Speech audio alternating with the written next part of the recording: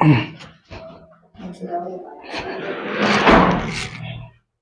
है। हेलो दोस्तों, good morning, good afternoon, good evening, good night, जो भी आपका टाइम चल रहा है। ठीक है, हम लोग पिछला वीडियो में टर्म इंडिपेंडेंट वेक्स वाला क्वेश्चन लिए थे, इसका और एक क्वेश्चन लेके आया ताकि आपका कॉन्सेप्ट पूरी तरह से बिल्डअप हो सके। तो क्वेश्चन लिखो, find the term independent of x in the expansion. Find the term independent of x in the expansion. Find the term independent of x in the expansion. Expansion तो लिखो x minus 1/2x 2x, इसका power में 20, question mark.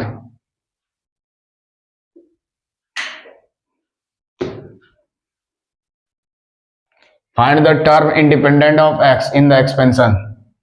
x minus 1/2x का power में 20।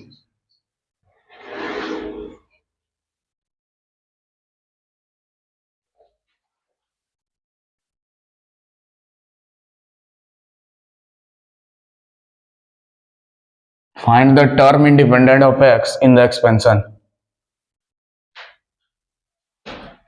x minus 1/2x का power 20।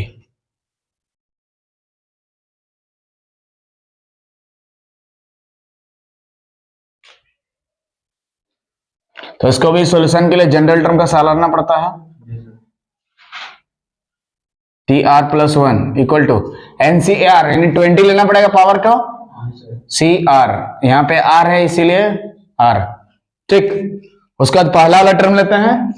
पहला term कितना है x, और पावर में क्या हो जाएगा 20 माइनस R, और दूसरा वाला टर्म लेंगे माइनस 1/2x, उसके पावर में R।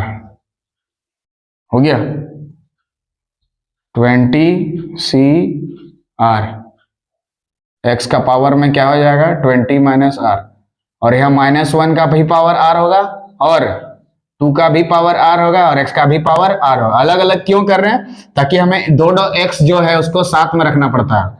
दो x वाला को एक साथ रखना पड़ता है। दोनों जहां x दिखाई दे एक साथ रखना है, x वाला को साथ में रखना है, x वाला को साथ में रखना है, x वाला को, क्योंकि हमें टर्म इंडिपेंडेंट ऑफ x निकालना, मतलब जहां जहां भी x रहेगा एक साथ x को रखना होगा, एक साथ x को रखना होगा। यहां बताओ -1 का पावर r कैसे आया? क्योंकि इसके पावर r दिया है। 2 का पावर r क्यों लिखे? क्योंकि पूरा का पावर r दिया है, और x का भी पावर r लेना पड़ेगा, 2 का भी पावर r लिखे हैं कि नहीं? ठीक है, अरे तो यहाँ पे 20CR, तो यहाँ -1 का पावर r, और नीचे में क्या है 2 का पावर, और x का पावर कितना होगा बताओ? ऊपर से नीचे घटाओ, 20 माइनस r से r को घटाओगे तो क्या होगा 20 माइनस 2 इंटू r, होगा कि नहीं? ऊपर से नीचे घटाओ, ऊपर में 20 माइनस r, घटा देंगे r, तो 20 माइनस r मिलके यहाँ पे क्या हो जाएगा माइनस ऑफ, लिखेंगे कि नहीं? देखो x का पावर में आ गया सब। अब देख लो, खुद देख लो r की जगह कितना बैठाओगे, कैसे पता चलेगा? r के जगह कितना बैठाना है कैसे पता चलेगा? तो इसी को 0 के हवाले कर दो, इसी को, हाँ 10 बैठाना पड़ेगा, वेरी गुड। इसी को 0 के हवाले कर दो, यानी 20 माइनस 2 इंटू आर बराबर कितना हो जाएगा 0। तो 20 बराबर क्या हो जाएगा 2 इंटू आर, तो r को निकालेंगे तो 20 दो गुना में तो इधर जाके भाग, हाँ 2 से कट जाएगा, 2 10 से 20, तो r का वैल्यू देखो कितना बैठाना पड़ेगा 10। ठीक है, अगर आप सोचने नहीं सक रहे हैं तो इसी को 0 के हवाले कर दीजिए। अगर आप सोचने नहीं सक रहे हैं तो इसी को क्या कर देना पड़ेगा 0 के हवाले करना पड़ेगा, उसी को 0 के हवाले करना पड़ेगा। ठीक है,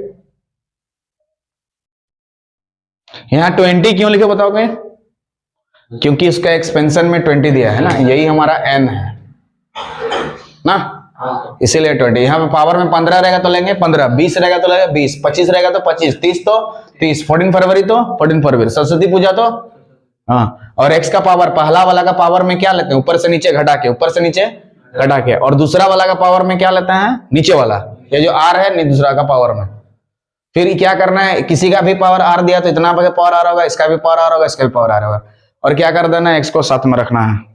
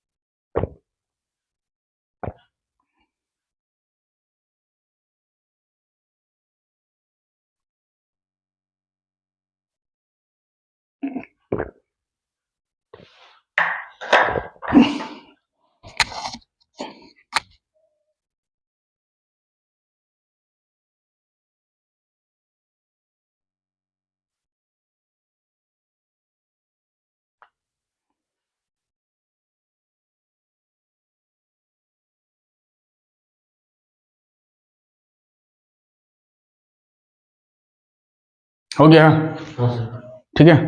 तो आर के जगह कितना बैठाना पड़ेगा 10, तो आर जहां जहां रहेगा कितना बैठा देंगे 10। तो बताओ क्या होगा यहाँ पे 20c10, 20c10 -1 का पावर 10 और 2 का भी पावर 10 और x का पावर यहाँ कितना हो जाएगा बताओ 0। कैसे, जब यहाँ 10 बैठाओगे 2 और 10 कितना होगा 20 और 20 से 20 घटा देंगे 0, तो x का पावर कितना होगा 0 और किसी का पावर 0 वैल्यू कितना होता है 1, तो इसके जगह पे कितना हो जाएगा बोलो 1 और इसको सॉल्व कर देंगे, यही हमारा आंसर हो जाएगा।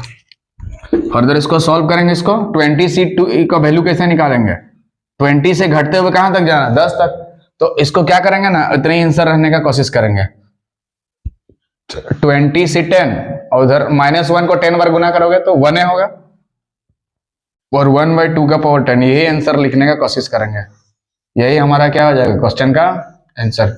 इसको सॉल्व करने से भी चलेगा लेकिन सॉल्व करने से टाइम लगेगा, इसीलिए इसको सॉल्व नहीं किया जाता है और यही हमारा क्या कर दिया जाता है आंसर।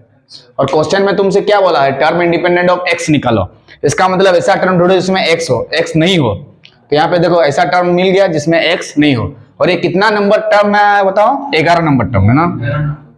कैसे, r की जगह 10 बैठा देंगे तो 10 प्लस कितना हो जाएगा 1, हाँ 10 प्लस 1 11, मतलब 11 वाला टर्म ऐसा टर्म है जिसमें x इन्वॉल्व नहीं है, तो r की जगह कितना बैठाना पड़ेगा 10। क्यों बैठा है 10 बोलोगे, क्योंकि इसको जब हम 0 के बराबर करें तो r का वैल्यू 10 है, इसलिए r की जगह हर जगह 10 बैठा दिए, तो r जहां जहां था हर जगह 10 बैठा दिए। देखो इधर भी था r की जगह 10, तो 10 प्लस 1 कितना हो गया 11, तो 11 वाला वो टर्म है जिसमें x वाला टर्म क्या होगा इन्वॉल्व नहीं होगा, तो हमें ऐसा टर्म ढूंढना था जिसमें x वाला टर्म इन्वॉल्व नहीं है, तो आंसर हमारा क्या होगा ये वाला होगा 20c10 और 1/2 का पावर 10, ये हमारा क्वेश्चन का क्या हो जाएगा।